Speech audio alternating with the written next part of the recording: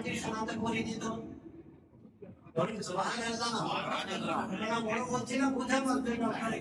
তিনটি কথাকে একত্রিত করে এই মাটি বলতে বলো তখন সোনাতে ভরে দিত।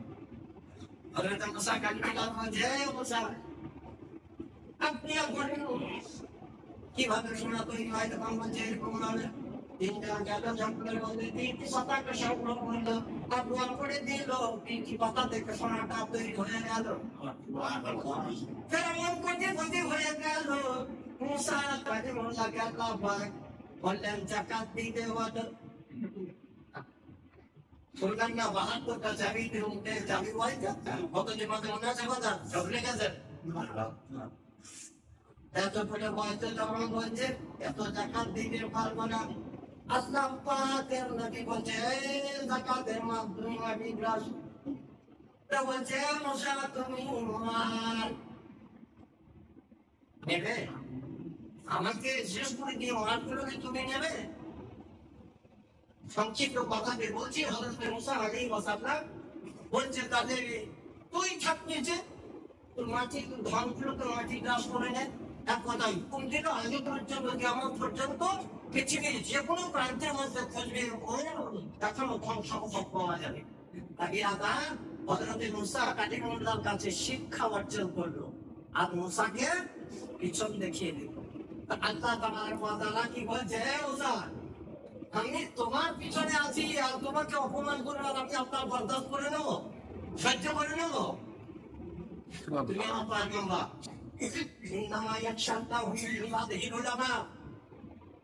আলেম তিনি ভুল করে নাই।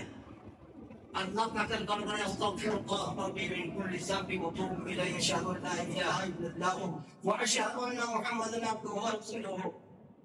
আর আপনার ভুল হলে পরে তখন আপনি বলে ভুল হলে কি করতে কথাটা বলে দিয়ে যাবে ঠিক আছে না? কথাটা ঠিক বলতে গেলে আমরা ঠিক করতে আলেম কাজের হাত থেকে যে আল্লাহ পাক এরকম আমার রোগ বলে আপনি দেবেন তখন বলে কি হবে আমার কোনো হাত করবো আর এক কাজে হাতে আসফল তারপরে দরবারে মসজিদে কান্না করবে আল্লাহ পাক আমার ভক্তা দিকে নিয়ে আমি নামাজটা পড়ানো করে কেন খোদা আপনি হাত করবো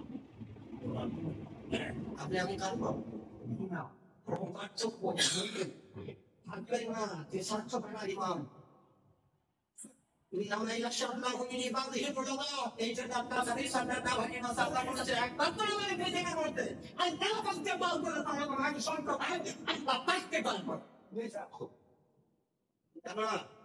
আপনার কাপড়ে যদি পেছনে ছিঁড়ে লেগে যায় আর আলেম কাপড় চেঞ্জ করে নেবে বসব করলে তবেই মশলা কাটাবে সপ্তাহ এক্সাম করতে নামাবে। আপনি পায়খানা বললেন দেখলেন যে কেউ নয় দুপুরে পানি নেন আলাদা পানি ঘুরছে বাঁধাটাকে ডুবিয়ে দিলেন পানি ছুঁচে নিলেন আপনার পুরটা দেহটা নাপাক হয়ে গেল। আলেম কোনোদিন করবে না বলবে আপনার তো আমাদের পার্থক্য বুঝতে পারছেন কথাটা। আপনি দেখেন শিক্ষামূলক বলছে কিন্তু ভাবে কথাটা বলছি না। শিক্ষামূলক আপনার আমাদের পার্থক্য বুঝতে পারছেন। পায়খানা হঠাৎ করে মন্ত্র দিতে যেভাবে পায়খানা পরিষ্কার করতে হয় এমনটা জমা পূরণ করে দিই মুসলিমের 3 থেকে 4 দিন পারবে পায়খানা বুঝে এইভাবে হাত দিতে হয় আপনি 4-5টা মধ্যে এক সপ্তাহে দেখা যায় এইভাবে স্টাইলটা করবেন ধরে নিচে পাঁচগুলো দিয়ে কথা মুখ চুলছে স্টাইলটা করতে হবে কোন দুটি আঙুলে জানতে হবে এই দুটি আঙুলে 5টা আঙুলে দিয়ে নয় এই দুটি আঙুল দিয়ে স্তাঞ্জা হালকা করে নরম মাংসের ভিতর থেকে পানিটাকে বের করো আর আস্তে আস্তে পানি ঢালে দুটি আঙুলে রাখতো আপনার আমাদের পার্থক্য বুঝতে পারছেন। এই দুটি আঙুলে ঘুরছি এই দুটি আঙুল দিয়ে পায়খানা পরিষ্কার করুন আর এই দুটি আঙুল দিয়ে স্তাঞ্জা পরিষ্কার করুন কিন্তু এই আঙুলে নয় এটি শাহাদাত আঙুল এটাই নয় এই দুটিতে শিখতে পারলেন তাহলে পার্থক্য হলো কিনা তা বিশ্ব নবী সাল্লাল্লাহু আলাইহি ওয়াসাল্লাম তাই করে বুঝছেন শেষ হয়ে বন্ধ হলো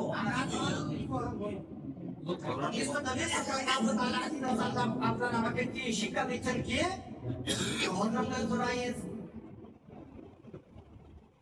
দিনকাল আস্তে আস্তে চলতে থাকে মা বদয়া করলো কিন্তু প্রতিফলিত হতে হবে জগতের মধ্যে।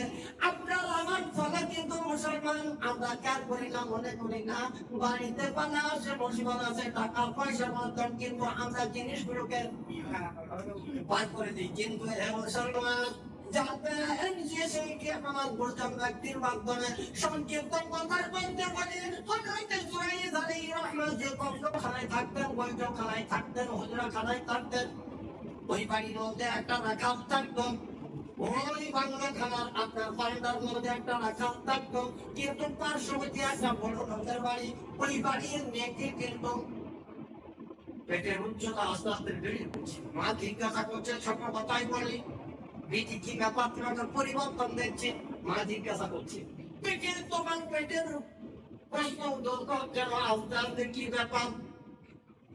মাকে টান দেয় না, আবার মা ধরে যাওয়া বলো, তোমার কি ব্যাপার পরিবর্তন, কারণটা কি একটু বলো। মাকে তখন বলতে আছে, মা ওখানে খারাপ সম্পর্ক, কার সঙ্গে তার নাম বলো। তখন সে বলছে, বই করতে করতে ওই রাখালকে বলছে, রাখাল মা যেতে দিয়েছেন, কিন্তু আমার মধ্যে বাচ্চা আছে, তোর নাম করে দেবো, তোকে তো ফাঁসিতে দিয়ে টুকরো টুকরো করে দেবে, কিন্তু এই লাবণীর বাচ্চাটার বাবার কে হবে। তোকে তো মেরে দেবে, দাঁড়িয়ে বাচ্চার বাপ কে হবে। তখন যে তুই চিন্তা করিস না, এমন একজন লোকের নাম বলে দেবো, ও বাচ্চা বেঁচে যাবে, তখন বেঁচে যাবে, আমি বেঁচে যাবে, কিন্তু কোনো দুর্ঘটনা ঘটবে না।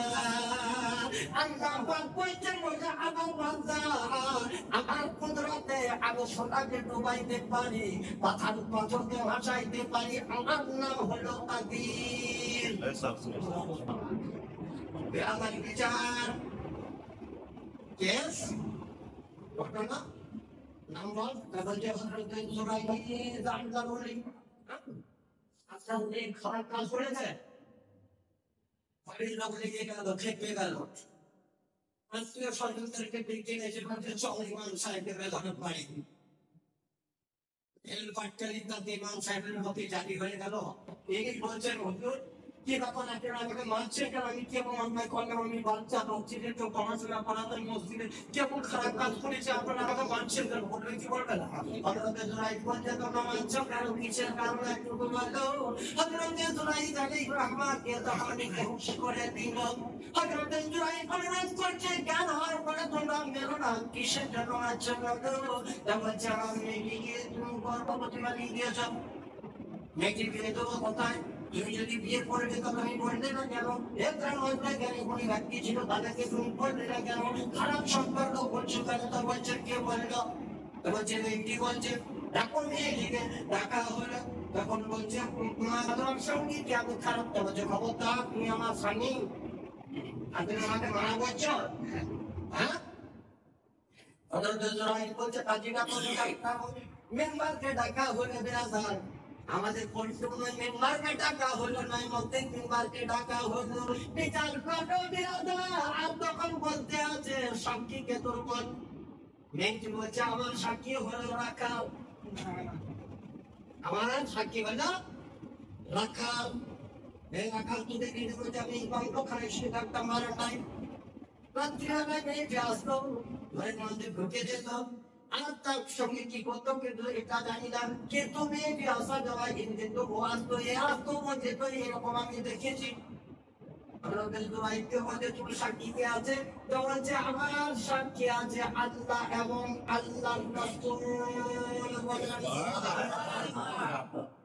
আমার সাক্ষী আছে আল্লাহ এবং আল্লাহ রাসূল। বলছে, রাসূল তুমি কোথায় পাবে, মুসা কালিমুল্লাহকে পাবে কোথায় বলুন, কোথায় পাবে, কোন জায়গার মধ্যে পাবে। তখন চিন্তা করতে লাগলো, হাতা তো পাবো না।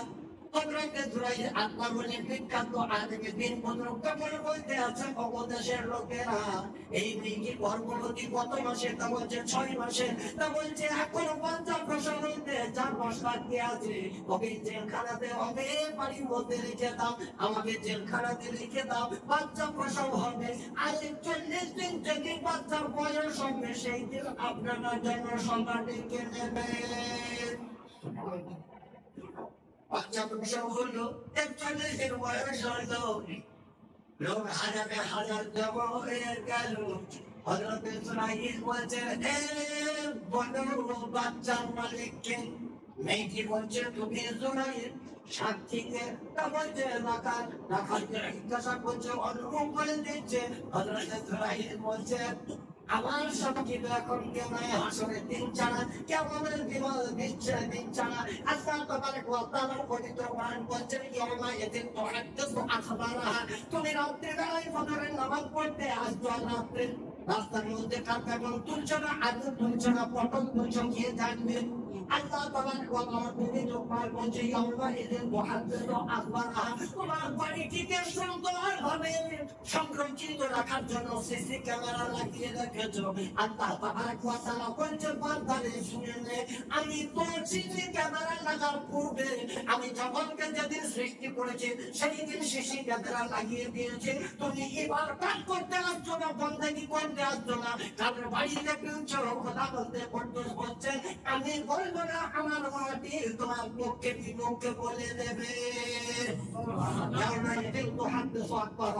তুমি ইবাদত করতে আসছো না বন্দেগি করতে আসছো না চুরি করতে আসছো না ডাকাতি করতে আসছো খোদা বলছেন আমি সিসি ক্যামেরা লাগিয়ে রেখেছি তোমার আসার পূর্বে তোমার খবর আমার পক্ষে বা বিপক্ষে খবর দিয়ে দেবে বলুন জিজ্ঞাসা করছিস আমার তো সাক্ষী কেউ নেই তোমার তো সাক্ষী হয়ে গেল জনগণ আমি একটা কথা বললাম যে বাদলটিকে জিজ্ঞাসা করতে পারি আমি কি ছেলেটিকে জিজ্ঞাসা করতে পারি আপনি আমি কি বলবো আমি করো তোর এখানে ছেলে কি কথা বলতে পারে অবস্থা হতে পারে নাকি আল্লাহ বললেন ইন্নামা ইয়াখশাল্লাহু মিন ইবাদিহিল উলামা সত্যিকারের বাস্তব যদি আল্লাহ হয়ে থাকে বাস্তবে যদি হাফিজে কোরআন হয়ে থাকে বাস্তব যদি আল্লাহতে হয়ে থাকে অবশ্যই খোদা তার ইজ্জতকে রক্ষা করবে আর যদি না থাকে তার ইজ্জতকে আল্লাহ মাঠে মাঠে করে দেবে